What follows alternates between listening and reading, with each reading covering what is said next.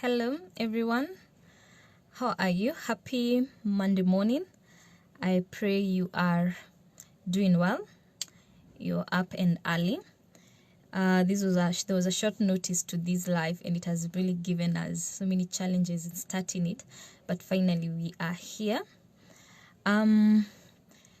This being the month of love, we were just celebrating love, and especially those in relationship. And we did a series of videos of how different men are from women.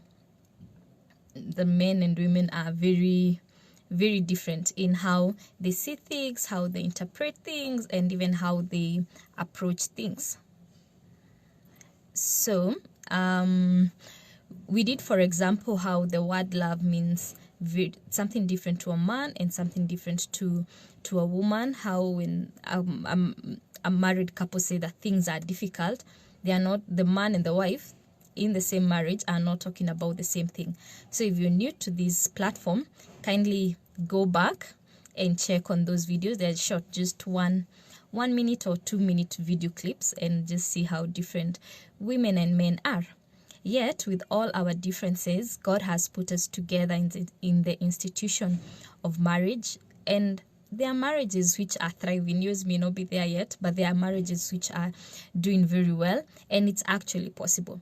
So how do we navigate through marriages if we don't see things the same way, and not just navigate through it, but live to enjoy the marriage that you are in, and get the maximum benefit from it? Because the gift of companionship and doing life with someone else the way God wanted it to be is truly a big and an amazing gift that we should all enjoy. There was an incident whereby a couple divorced, and they just could not solve the issue of toothpaste. That the issue of toothpaste is in many marriages, whereby one partner wants to use the toothpaste. There you press from the end and then you come using the toothpaste. Then the other partner just presses anywhere border to toothpaste. It's okay. And so the wife, who was the orderly partner in the orderly one, said that if my husband cannot respect me in something as simple as how to use a toothpaste, that means he's very self-centered, he doesn't care about my feelings, he's very selfish, I don't see how I can do life with him. The husband on the other side was like, if this woman just is angry at me for a whole day just because of pressing the toothpaste at one point, then she must be very petty. Like, how shall she even raise children? How can we even reason together? How can we build anything together with her? And so out of that small issue, the two decided that, you know what, this marriage thing, we can do it. And they ended up divorcing. Something that could have been dealt with if only the two of them had the tools of emotional intelligence. At the top of my mind, I would suggest that each partner gets their own toothpaste. The wife gets her own toothpaste where she can press the way she wants, and the husband gets his own, whereby he can use the way they want, and they continue building their relationship. And so emotional intelligence in a couple, in a marriage situation, is very key to help you just navigate some of these things. You can't change your partner to be like you, but you can understand them and you can help them also understand you, so that you have a happy marriage. If you're new to this platform, welcome very much. Kindly feel free to join this platform. We deal with issues of parenting and marriages. The reason why we picked those two is because those are the two main areas whereby they determine the quality of our life, whether we are happy, whether we are productive at our workplaces. It's largely marriage and parenthood has a big chunk that it contributes to how we enjoy life. Yet no one teaches us how to be a parent or to expect at this point. Most of us, we are learning through experiences, some good, some bad, then we seek help. A better way, though, is learning from the experiences and lessons through what others have already gone through. You won't live long enough to make all the mistakes, especially in parenting and in marriages. So this platform is just for us to learn from one another so that we can do our marriages better. Our guest is here. Hi, Pauline. Welcome very much to our platform. We've been waiting for you. Yes, hi.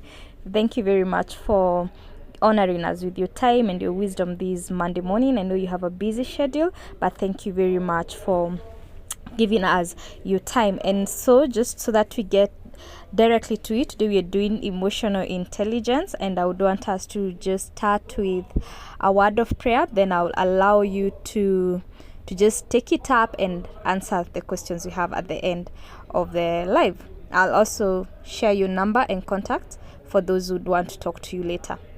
Thank you, Heavenly Father, for this moment you've allowed us to have, oh God. Thank you for giving us a new day and a new week, Jehovah God. And thank you because your goodness and mercies are ready for us this new week, oh God. We receive them. We receive a very good thing that you have in store for us. And even for this session, oh God, I pray the Holy Spirit is going to be with Pauline, that she talk to us in a language that our hearts and minds will understand, oh God, and will be ready to learn, and even allow your word to heal our marriages and situations that we are in. I pray that there will be no technical issues, oh God. We will have light and internet to the end of the session, and the hearts of your people are going to be blessed because you care about relationship. That's why you've allowed us to access this knowledge, because you want our marriages and our families to thrive. We bless you and honor you in Jesus' name. Amen. Amen. Amen. So, a brief introduction to our guest. Our guest is Pauline Wanje. I met Pauline about 9 years ago. My boyfriend and I were fresh from campus and very much in love, but there were things that we could not see eye to eye on. We tried to resolve and come to a middle ground, but we both had very hard stances. And we got to a point of saying, you know what, we are not married, so it's better to break off a relationship than to get into a marriage, then end up in divorce. And so we were getting to that direction. Then thank God for my husband that he suggested, before we give up, can we get professional help? Because I'm sure so many other people face similar issues and they're in thriving relationship and marriages. That means there must be a way of solving the issue that we have. And that's how we first went to Pauline. She helped us to navigate the issue at hand at that time. What was interesting is that the issue didn't disappear. It's our perspective and how we approached it and how we viewed the other person in regard to the problem we had, that we were able to use a different lens and we were able to navigate through it. And yes, the relationship continued. Further on, we went to her for our premarital counseling.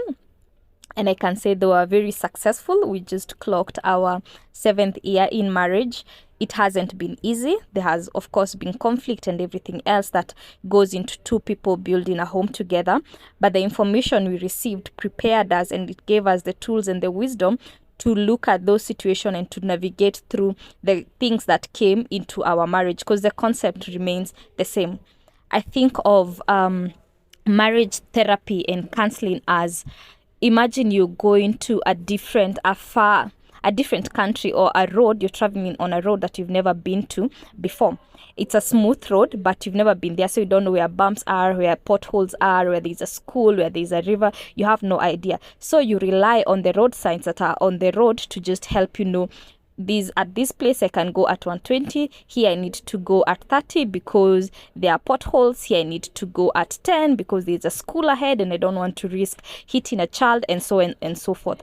So counseling and therapy are signs, like road signs that tell you ahead there is such and such a conflict, ahead there is such and such a war, ahead there are finances, ahead there are in-laws, ahead there is pregnancy and babies, that this is how you navigate around it and this is how you go through that situation. It doesn't have to kill you. You don't have to, kill a child and end your journey. If you only slow down at this point, you'll navigate the marriage. If you only rush at this point, and you get there in good time. So Pauline has been very instrumental before our marriage, even after the marriage, because things still happen. She's been very instrumental, and so I'm recommending her, and I'll vote for her. She has really helped us in this journey. And so yes, let's just get into it. We are honored to have you, Pauline, to just sit in your wisdom and, learn on ways to make our marriages better and how to thrive in our marriages, because I believe you have done marriage more than 30 years now, so you can hold the rest of us, our hands, and show us how to go through this institution. So at the end of the session, I'll share her number and her contact and how you can reach out to her if you want further help or further counseling, or you just want someone to hold your hand as you navigate a very specific issue that you have in a marriage. Because you know what, every marriage is different, so you can't have the same solution to every other problem. But Pauline is here. She will help us navigate through that. So karibu, Pauline. We are honored to have you here today. Thank you for your kind words. I really appreciate that, looking back, there are some tips that you've taken and have given you enough courage to move on, and you're here and you're where you are today because you took in some little nuggets of wisdom. Yeah. So thank you so much for your kind words, and thank you even for inviting me. I'm sorry about technology, and this is part of us, and we are advancing every other day. So thank you so much, and I like what you have said. You've talked about awareness. Sometimes we get into issues, and simply because we are not aware, we don't know how to navigate them. So again, the topic of the day, emotional intelligence, is one of my favorite topics, simply because it equips us, it helps us to understand who we are, it helps us to understand how to navigate different situations. And briefly defined, maybe emotional intelligence, we need to understand what it is all about. It's that ability to, number one, recognize. Many are the times that we go through emotions and we don't slow down to recognize them. So emotional intelligence helps us to slow down and recognize the emotions that we are going through, and of course understand them. It's one thing to recognize, and it's another thing to understand your emotions. So number one, we need to recognize the emotions in ourselves and understand them before we even try to understand the other person's emotions. I've seen many couples and many people in relationships try to understand the other person more than they understand their emotions. So once we have emotional intelligence, it is going to help us, number one, recognize and understand our emotions. Then we can try and understand and recognize emotions in other people. That's what the intelligence is all about. And it doesn't stop there. What do we do with this awareness? This awareness that, I know how I get angry, I know how I feel when I'm angry, I know how I feel when I'm sad. I can tell that my child, my partner, is going through a difficult situation because I can see it, I can try and to understand the emotions. What do we do with that awareness? It helps us manage our behavior and manage our relationships. So if all of us, Olive, we had a certain degree of emotional intelligence, relationships would work, marriages would stand. Yeah. So I want to use Daniel Goleman's way of approaching emotional intelligence, and he brings us 5 competencies of emotional intelligence. And he says that when we have these competencies, then we shall have strong, healthy, and effective relationships. A recent research that was done in Australia by Dr. Robert Wanje says that if you want to hit 80, healthy and happier, work on your relationships, probably before the age of 50. And what happens for us who are maybe above 50, there is still time. So if you want to hit 80, healthier and happier, work on your relationships before the age of 50. And if you are above 50, you still have time because God is so gracious. So Goleman brings us 5 competences of emotional intelligence. And like I've said, this is one of the aspects that majority of us don't have. Look even at our politicians. Look at the people that we relate with. They say things and later they are like, wow, why did I say that? If you have emotional intelligence, you will have to, first of all, understand. If I say 1, 2, 3, 4 things to the other person, how do they feel? How do they conceptualize that? What meaning do they make out of that? So emotional intelligence brings us 5 competences. Competence number 1, and the most fundamental one, and the very most important one that I encourage all of us and our listeners to have. Not to say the others are not important, but this one is the foundation. It's self-awareness. Getting to understand yourself, getting to know who you are, getting to know the kind of personality you are, and helps, self-awareness helps us to manage ourselves and even manage our relationships, and we are able to have healthy relationships. When I talk about self-awareness, what do I mean? Someone defines self-awareness as having that clear perception, number one, of your personality, of your emotions, understanding what motivates you, yeah, understanding what beliefs you hold to. Sometimes we have beliefs as a result of our upbringing, but we are not aware that they influence our thoughts and our behavior. So self-awareness is that clear perception of who you are. When we talk of personality, personality is huge, it's big. Yeah? We are talking of getting to understand why you do things the way you do them. Yeah? So you can understand your personality from understanding where you're coming from. Understand your life story. I tell people, go back, sit down, and try to reflect and ask yourself, how have I reached where I am today? Yeah, get to understand your narrative. How has it been for me? And we can do that when we reflect on our family of origin, where we coming from. How was it like growing up? Yeah? How was it like for me relating with my sisters, with my parents? So when we understand our life story, we are able to tell how our old self has been. Of course, probably maybe as we go back there, we shall bring out some not very good experiences that we had growing up, yeah, and it's sometimes painful, but it's until we get there and deal with that so that we can be able to move on. So one of the things that I want to encourage our listeners to do is to create time to get to understand their life story. How has it been? Yeah. Again, another thing that can help us create some good awareness of ourselves is when we create a daily habit of self-reflection. Olive, you'll agree with me that sometimes we live lives like we are always on the move. You wake up in the morning, you say a very short prayer, you kick your blanket, move out, go to your hustle, do whatever you do, come in the evening, you're so tired, you take a bath, you do your dinner and drop dead in your bed. We rarely take time to self-reflect and ask ourselves, how was the day for me? I got so angry with this customer. What triggered that anger? Today I was so excited. What made me excited? But many are the times that, we let go those opportunities that we can learn from, and they can give us very valuable life lessons. So slow down, take a habit of self-reflection every other day. Of course, again, another way that we can get this clear perception of who we are is sometimes asking the people around us. You have a husband, you have your children, you have your sisters, you have people around you, you have your friends. Ask them to give you some honest feedback about yourself. Sometimes I challenge parents and ask them to go and talk to that 5-year-old, 10-year-old and ask them, I've been your mother for 10 years. If you had to talk about me as your mother, what are some of the things you'd say? I've been your wife for 15 years. If you were to talk about me as your wife, what are some of the things you would say?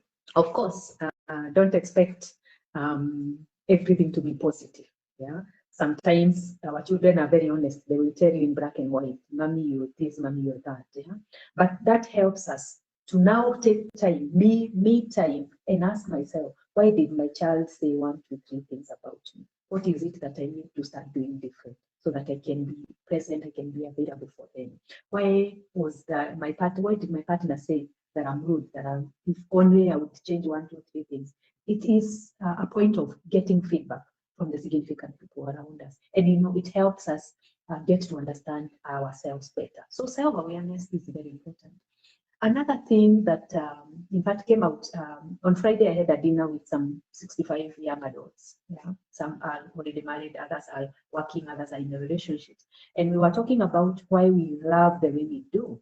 And our topic was based on attachment, how we experienced love growing up as small children.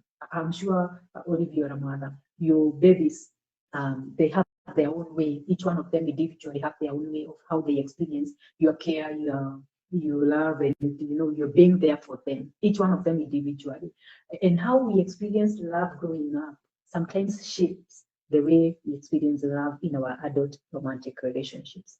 And attachment theory gives us a grounding to understand why we do things the way we do them and how we love the way we do. Attachment theory is another very important way of understanding ourselves. Going back, was your caregiver, and especially a mother in this case, was she consistent in caregiving? Was she available emotionally when you needed her? If she was emotionally available when you needed her, then you have what we call secure attachment style. Secure attachment style means that you don't worry, you have healthy relationships, you don't worry and fear that your partner is not going to be there for you tomorrow. If we are not securely attached, then there are the three insecure attachment styles. And because of time, we may not be able to exhaust them, but I will briefly mention them. One, if you are a caregiver, and we are talking about a mother in this case because watoto ni wakina mama, unfortunately, especially the small ones. If your caregiver was not consistent, today they are loving, they are caring, they're emotionally available. Tomorrow, and unfortunately, because of the things that they are going through, they're not there, they're not present. So you, as a small child, you worry that my mother might not be there for me when I need them tomorrow. So you are anxious and you always fearful, and sometimes you want to hold on to them so that they don't leave. No wonder when your child is anxiously attached, they don't want to let you go because they are fearful that you might not return to them in the evening. So anxious, preoccupied attachment style is another insecure attachment. Then there are parents who are not present emotionally for their children, and children are left to solve their own issues by themselves. You go hard out there, you come cry, and your parent is not concerned, it's not available for you.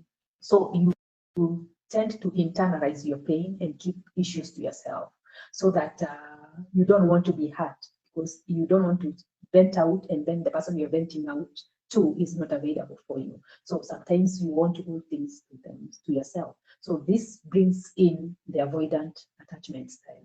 So because you don't want to share your issues and then your partner is not available for you, I would rather keep them to myself and try my way out of the issues that I'm going through. So you find in the relationships, guys who are very cold, you've been in this relationship for 5-10 years, but you don't understand your partner because probably maybe they are avoidant. They don't like sharing their issues, and especially emotional issues.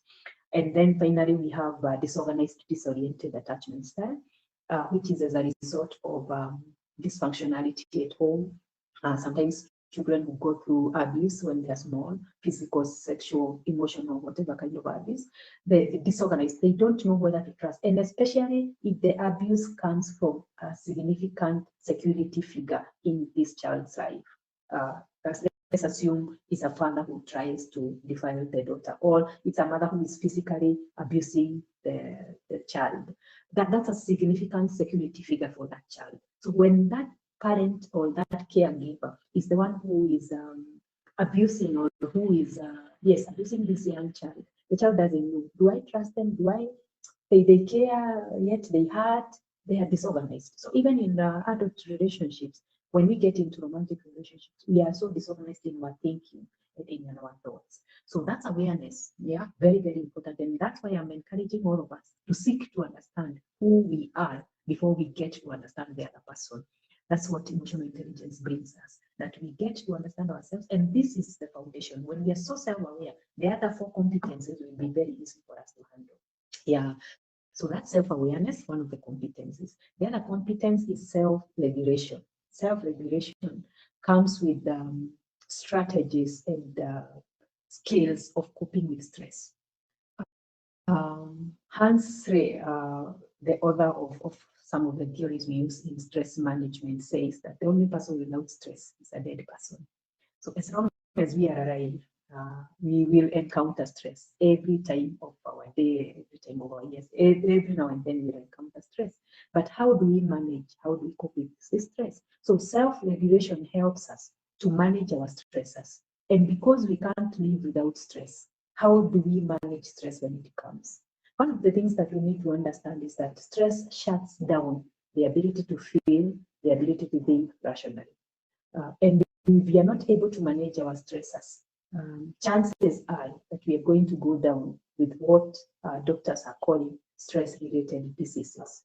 As a clinical psychologist, one of the things that I am out there teaching people is how to manage stress, because research have shown that 70% of the diseases that we hail from, the diseases that people are struggling with even in hospitals, are as a result of stress.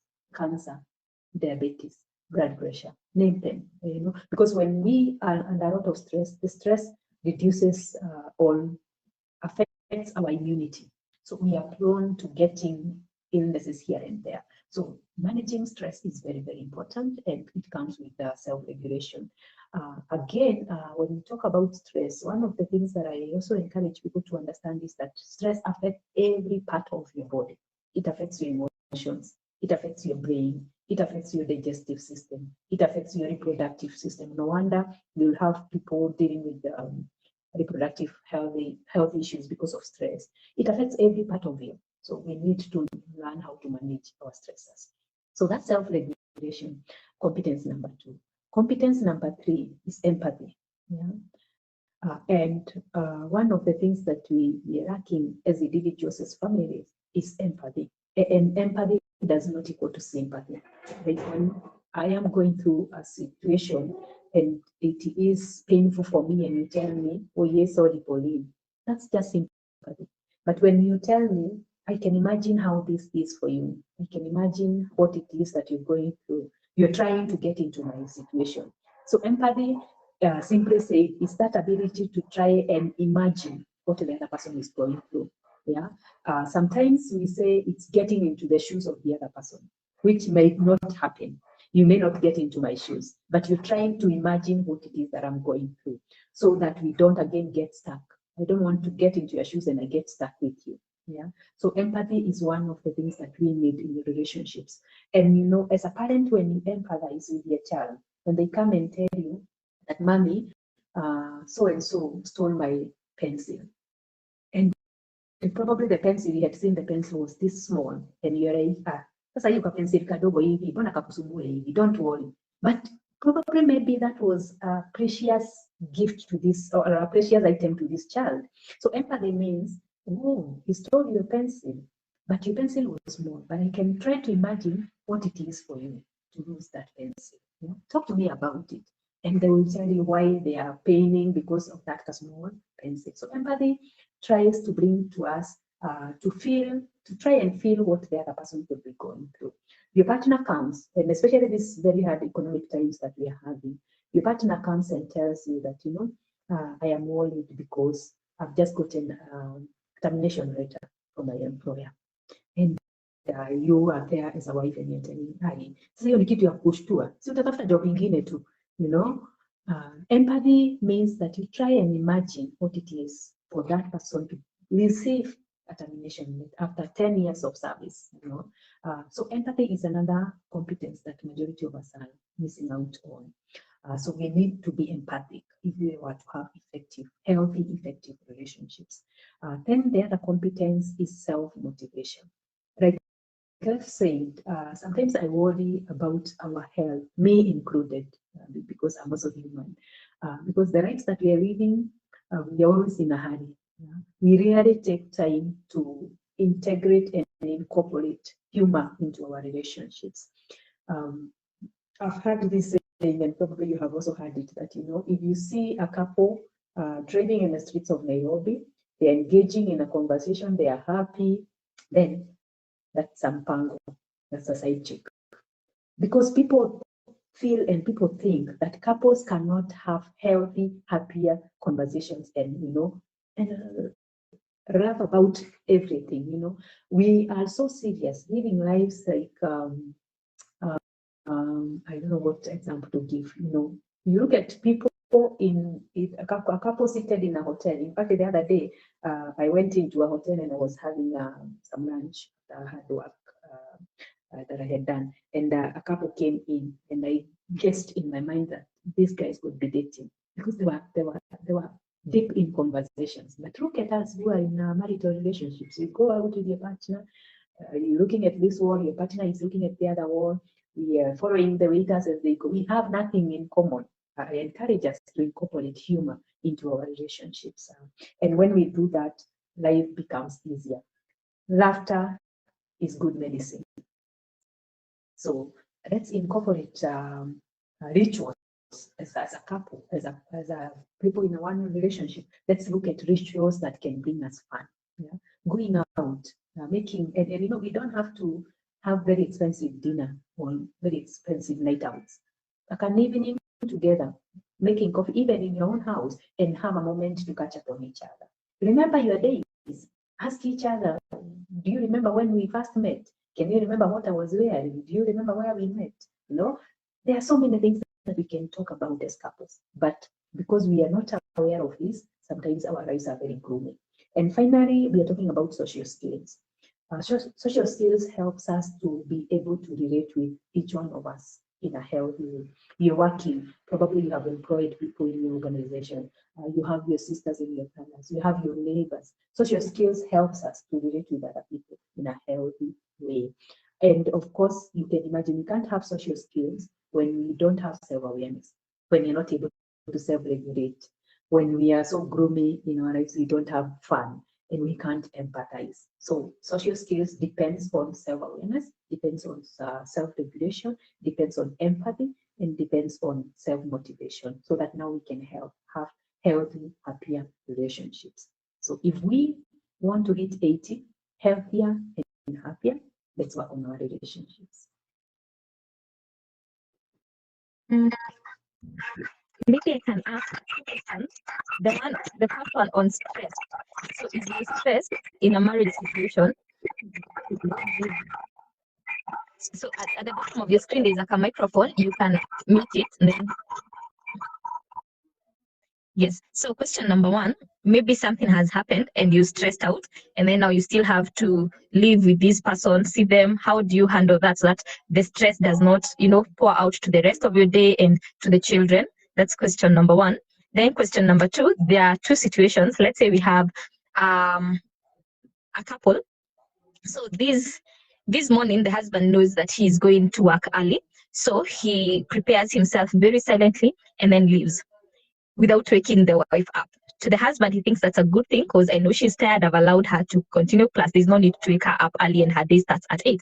But when the wife wakes up, she's mad because how can you go without letting me know? Usually we say you have to tell me how your day is and I love you, or a hug. We have a ritual as a couple. That means now you're no longer interested in me. Do I make your day bad? That's why you went without saying hi to me. That's one situation. Then another situation would be, so that's the husband did something good, but the wife interpreted it as bad. That situation would be the husband drives the wife to work and drops her, then goes to his work, and in the evening will pick her up and they go home. And the wife on her part, she feels like in order for our relationship to really work, we have to keep communicating through the day. So after 10 minutes of being dropped, she calls the guy, imagine nani amefanya hivi lunchtime, imagine this and this has happened, what are you having for lunch? I'm going out for lunch. And so the guy starts feeling like, do you have to call me every so often? Can you just accumulate all these things? And then in the evening, we'll be together and you share. So the guy to him may be feeling, hey, no, this is too much. The wife on the other end is saying, for us, I'm working on our relationship by just making sure, even when we are apart, we are still together. So how can these two people doing the same, an act out of kindness, but it's being interpreted in another way? How can they just involve one another and just, interpret those situations the way they need to be interpreted? Wow, thank you. Very valid questions, very, very important questions and scenarios that we encounter every other day. Yes, like we say, the only person without stress is a dead person. So stressors will come, finances, sets, parenting, family of origin issues, in-laws and stuff, work-related stress. So stress lazima ikuwe na itakuja. But how can we maintain stability and sanity, even when we are going through stress as a couple? One of the things, and maybe in our later sessions we can talk about, there is a training that I do, and I teach married couples the 7 principles of making marriage work. 7 principles of making marriage work. And one of the principles is managing conflict. Note, we don't say resolving conflict, we say managing conflict. Resolving means we can resolve na iende, but managing means itakuja, we manage it, hiyo iende. Ikuja ingine, we manage it, iende. So we say managing conflict. And one of the things that we need to understand, especially for those of us who are in marriages, is that we can only resolve that 1% of our couple problems. So the remainder is 69%. I don't know what that, what you make out of that. We're in trouble. We live in a lot of trouble. That's shocking, because we are taught that love answers everything, and love gives us perfectly happily ever after. It's surprising that we can't resolve a lot of those. Okay.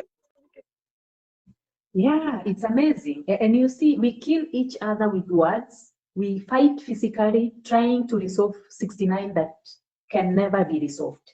So how do we manage? And I like your question because you're asking, how do we manage what we cannot be able to resolve? The 69%. Dialogue, dialogue, dialogue, dialogue, dialogue, dialogue. And now, no wonder we are creating time every once in a while as a couple to ask ourselves, when we look back, what are some of the things that have been giving us stress? When we look back, what are some of the things that we need to deal with? Yeah. So the 69% can only be worked through, not resolved. Can only be worked through dialogue, through empathy. We have talked about the competencies, through self-regulating. Because if my partner has wronged me and I'm feeling so angry, and that anger is validated, yeah, because I'm human, how do I manage? Once I self-regulate myself, I won't talk in the moment of the emotion. I will calm down, wait for an appropriate time, and I bring it out without blaming my partner, using I. So dialogue comes with assertiveness. I really didn't like the fact that you woke up in the morning, left hurriedly, and one of our rituals is to wake up, pray together, hug, and wish you a good day. So I am worried what is happening. And then your partner will be able to tell you, you know what, I'm sorry I did this because I was in a hurry and you are in deep sleep. I didn't want to interrupt your good sleep. So you are having dialogue, and that is resolved. But you can imagine if you don't allow dialogue, what does that mean? That I will internalize you're leaving in the morning without saying a word, that I don't care anymore, that my hug and my goodbyes don't matter to you anymore. So dialogue helps us to clear out issues so that we can manage and live with these 69% of our issues. We call them perpetual problems. They will keep coming. They will keep coming every now and then. And perpetual problems could be as a result of our lifestyle, or a result of our personality, the result of our bringing, and no wonder we need to go back and look at our life story so that we are able to deal with our own issues. Yeah, I hope that answers question number one. Question number two, again in the principles of making marriage work. The foundation, just like we are saying in emotional intelligence, the foundation is in self-awareness. The principles of making marriage work, the foundation is intimately knowing your partner, creating time to understand your partner, such that you know why they do things they do, the way they do them. So many have that don't take time to go down and get to know. Slow down, then we are.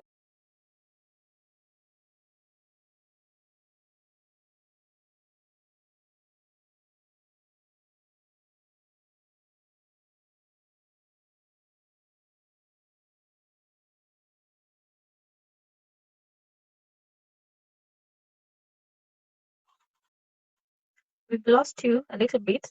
I think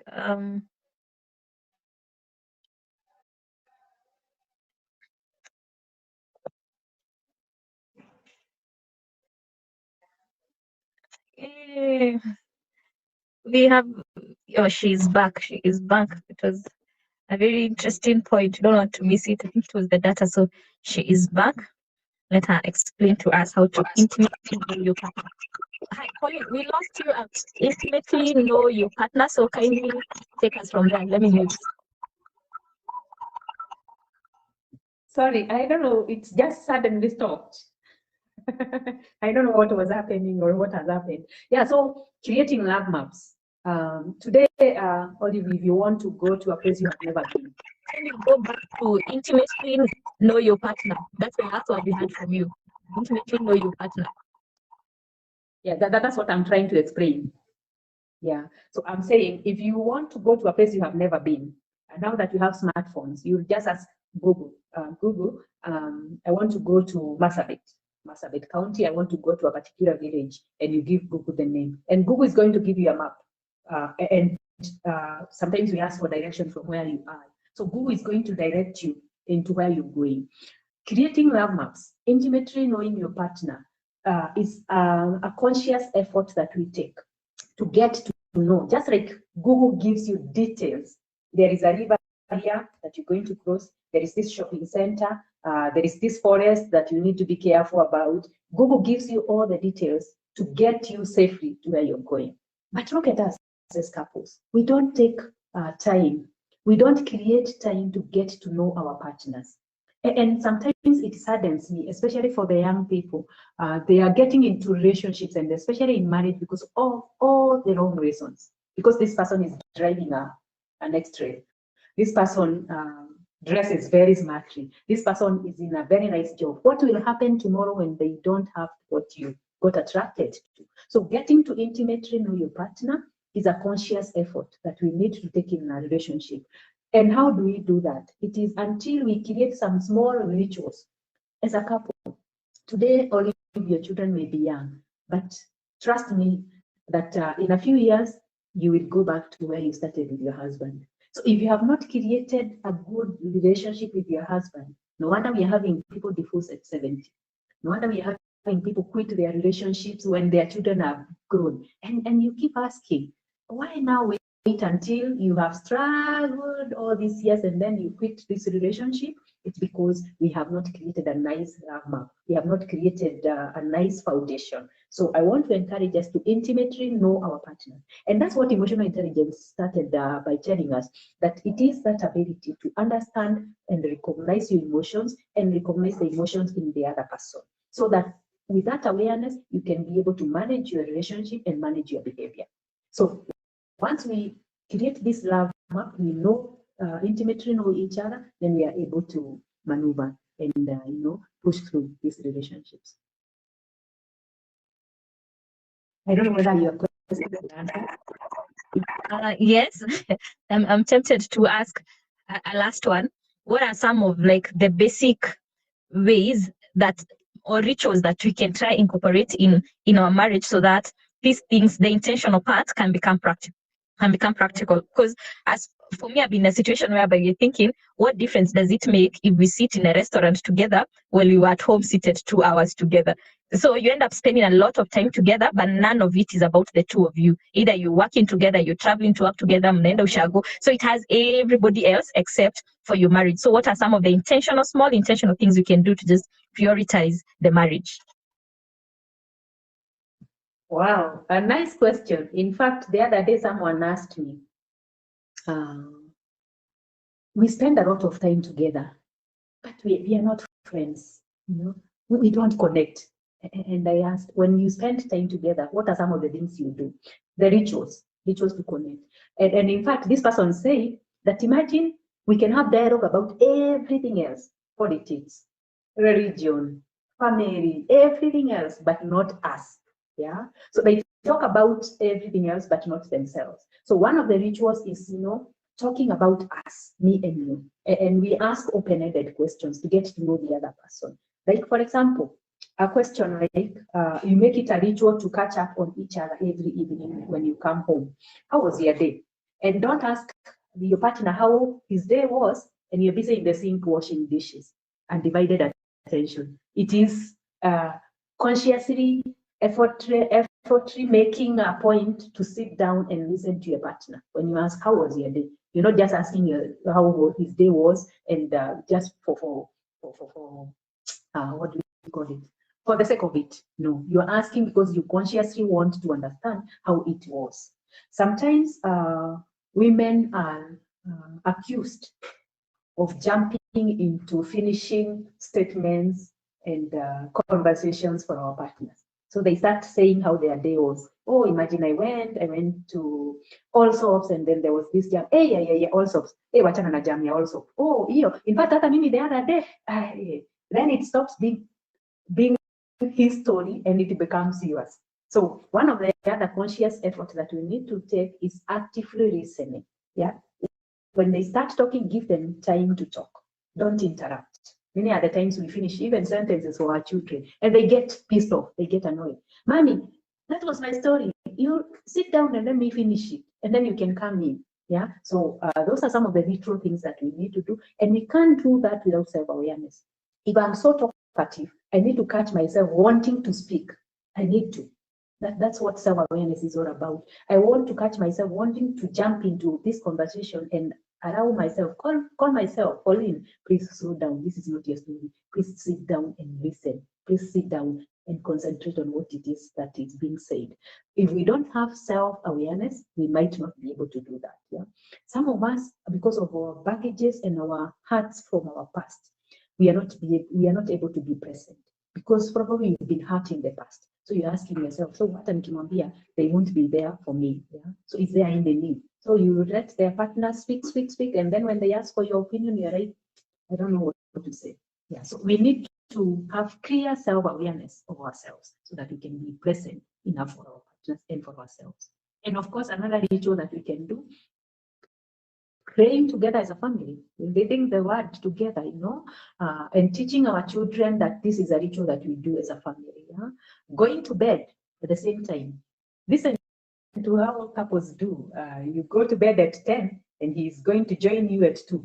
Probably he's watching his favorite match. And, this has become a pattern. So some of the things is having meals together, mealtime. Don't, in fact, when you have children, also encourage your children to eat with you.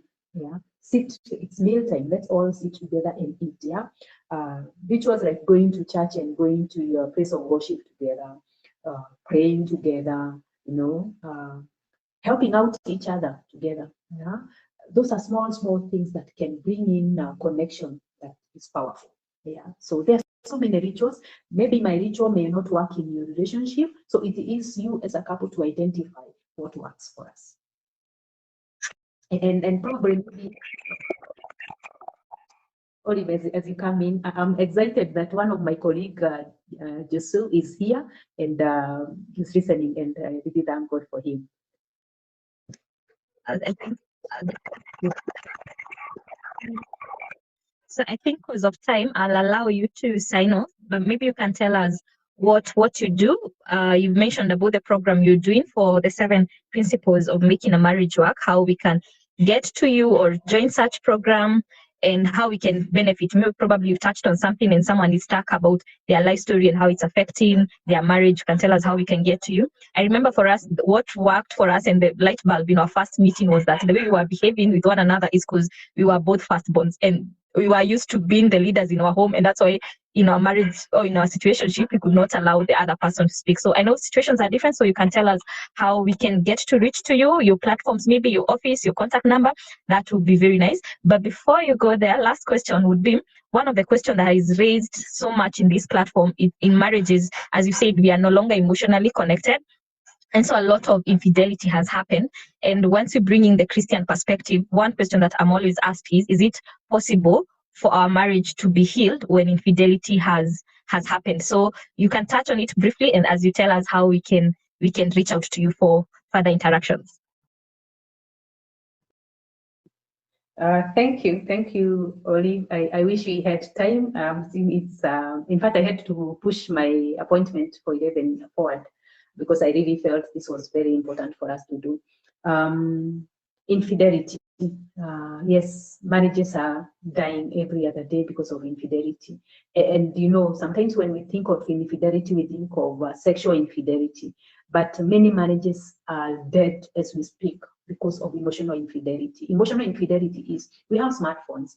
Guys, male, female, the same way. Sometimes we engage in another person, and we exchange very intimate issues. Yeah.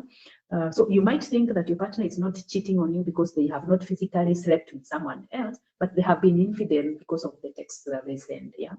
And no wonder when we get into snooping into our partner's phones, we get to see things that sometimes we cannot be able to manage. Yeah. So infidelity, when it comes, we can always come out of it.